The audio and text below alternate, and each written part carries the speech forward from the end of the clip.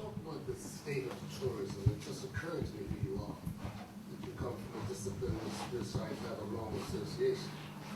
So in your bull charisma as you presented it now, can you tell me that if elected, you can get into that industry and turn it around and in some way bring it back to what it not used to be, but as close as possible to that? Well, I will say, to your first comment about filtering through the media, I believe that one would always agree that when your story is told by yourself, it's far better than secondhand. But as far as tourism is concerned, yes, tourism is very close to my heart. I've been in the industry for over 20 years now and have worked from dishwasher to laundry right up to general manager. And I truly believe that tourism, this industry, is the soul of this country. International business has played a very important part over the last 20 years, but we do know that the tourism industry, the hospitality industry, is one industry that our citizens can get into right from high school and start from the ground up with minimal sophisticated post-secondary education and work their way right up to the top of the ranks. I believe that the minister and his team that we have in place now are well on their way to rolling out the National Tourism Plan. In fact, I was a part of the process of presenting my proposal to actually put the National Tourism Plan together from my business. We were unsuccessful, but I was very excited by the team that they've got in place, and with a lot of work, and you've got a lot of great people up there in the Department of Tourism. I believe that, like any industry, tourism is cyclical. I believe with the restoration and the revival of the economy there in the United States, I think we're going to see an uptick in the numbers that come on our shores. Mr. Jones, my question is to do with you mentioned some of the milestones under the PLP leadership that have already been achieved. Are there any other milestones that you think still remain to be achieved? That's a good question. Well, I think the purpose of any organization, whether it's political or in the private sector, has to have a vision that's laid out that is sustainable, that's enduring. One of the planks of the initial PLP platform back in 1963 was for economic parity. And with the implementation of the economic empowerment zones, both in Somerset and St. George's, in addition to Northeast Hamilton, which we already have in place, which I might add, I was very fortunate to be a part of the rollout of the economic empowerment zone in St. George's, puts this government in a good position to level the playing field. I believe the work has been going very well. There's still more work to be done. So as long as there's still people within our communities that are struggling economically, for those that are still feeling like they don't have a piece of the pie, the PLP government's work is still moving on and still has work to be done. And I think we sometimes lose sight of the body of work that this government has done, and we sometimes go just back to 1998, but we got to go back to its inception and see all the things that we have in our lifetime come to fruition, which has been a challenge and a fight for over 40 years.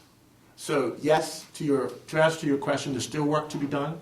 I have hope that we're going to see more equality within the economy within this country. Right. Do you think measures like the economic empowerment zones are actually enough?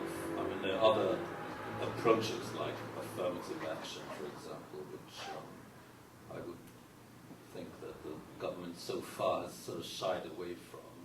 What are your thoughts about that? I believe that there has been an abundance of opportunities made for every Bermudian, whether black, white, or different, to excel educationally.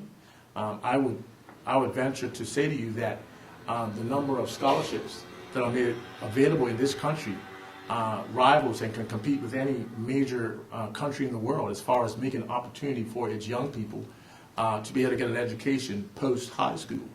And I'm a firm believer that education is one of the biggest things that levels the playing field.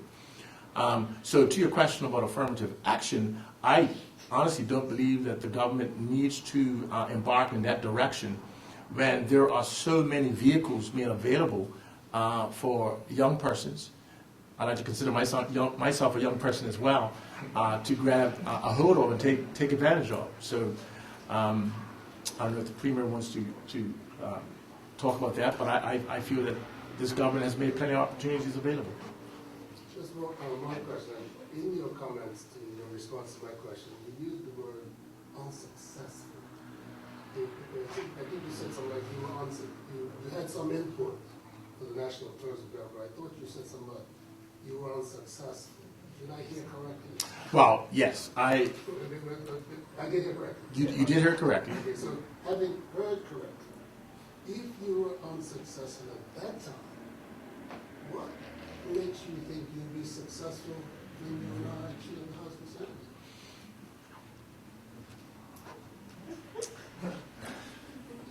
Very, very, very, very smart. Well,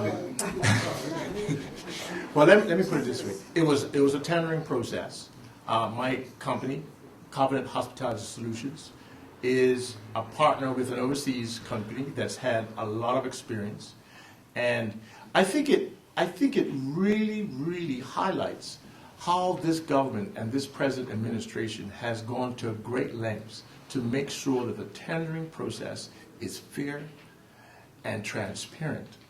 And despite the fact that I'm a member and an active member of this party, I did not look for any favors, didn't expect to get any, because the atmosphere and the environment that this Premier has created is one where everyone gets a fair shake when it comes to putting up a proposal for something like this. So, was I unsuccessful? Yes.